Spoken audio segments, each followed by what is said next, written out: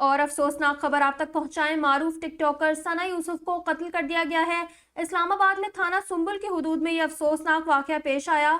अपर चित्राल से ताल्लुक रखने वाली टिकटॉकर सना यूसुफ को फायरिंग करके कत्ल कर दिया गया। घर आए मेहमान ने सना यूसुफ पर गोलियां बरसा दी। फायरिंग करने के बाद मुलजिम मौके से फरार। लाश को पुलिस ने तहवील में ले लिया। पुलिस के मुताबिक लाश को पोस्टमार्टम के लिए अस्पताल मुंतकिल कर दिया गया है। वाकये की तहकीकात शुरू कर दी गई हैं। जल्द मुलजिमों को गिरफ्तार कर लिया जाएगा। पुलिस जराये के मुताबिक सना यूसुफ को 2 गोलियां मारी गईं। घर आए कजन ने फायरिंग की। सना यूसुफ को KRL अस्पताल मुंतकिल किया गया।